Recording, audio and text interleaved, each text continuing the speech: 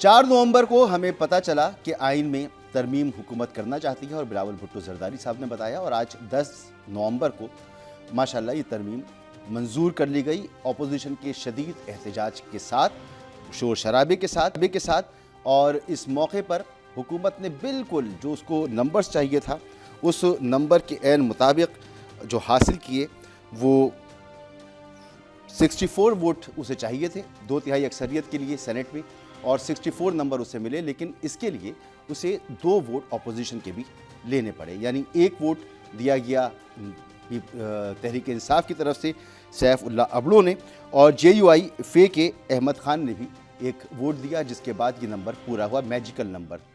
تو ایک جو اس میں ہیں سیف اللہ ابڑو، انہوں نے استعفیٰ دے دیا اس کے بعد، اور JUI فے کے احمد خان ان کو پارٹی سے نکال دیا گیا۔ بہرحال حکومت یہ ترمیم پاس کرانے میں کامیاب ہو گئی، اور یوسف رضا گیلانی صاحب نے اس کا اعلان کیا۔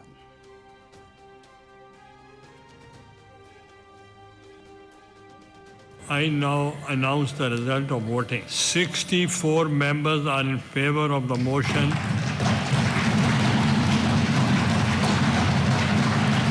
Regarding passage of the bill and none against it. So the motion is carried by the votes of not less than 2/3 of the total membership of the Senate, and consequently the bill stands passed. اس آئینی ترمیم میں 2 نئے ادارے وجود میں آ گئے، جس میں فیڈرل کانسٹیٹیوشنل کورٹ ہے FCC، اور ایک ادارہ CDF chief of defence forces کا۔ اسحاق ڈار صاحب نے اس کو تاریخی کامیابی قرار دیا۔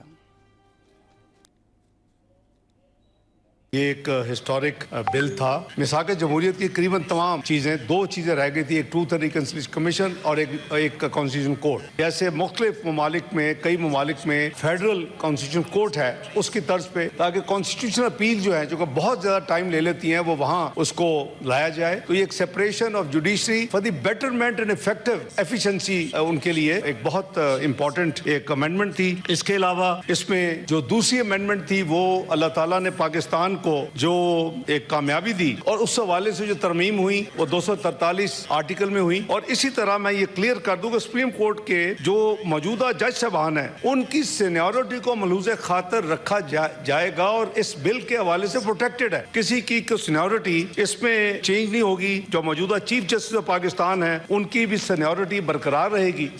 بہرحال اس دوران اپوزیشن نے شدید احتجاج کیا۔ ان کی احتجاج کی وجہ کیا ہے، یہ تو اپنے مہمانوں سے ہم پوچھیں گے۔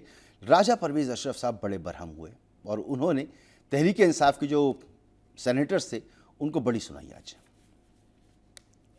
یہ تمہارے ڈرامے مک گئے، اب کوئی فکر نہ کرو، تمہارا بندوبست پکا ہو جائے گا۔ اب آپ کا پکا بندوبست ہے، اور جناب اسپیکر میں ایک بندے کو جانتا ہوں، میں دعوے سے کہہ سکتا ہوں یہ کمپرومائز لوگ ہیں۔ یہ یہاں پر بیٹھے ہوئے ہیں، وہاں سے جا کر کمپرومائز کرنے کے بعد اگر کمپرومائز نہیں ہو تو نکلو باہر۔ یہ نہیں چاہتے کہ عمران باہر ہے، یہاں اور بات کرتے ہیں، وہاں جا کر اور بات کرتے ہیں۔ آپ نے اس کو اندر کرا دیا۔ آپ جیسے جس کے ساتھی ہوں، اس کو دشمن کی ضرورت نہیں ہے۔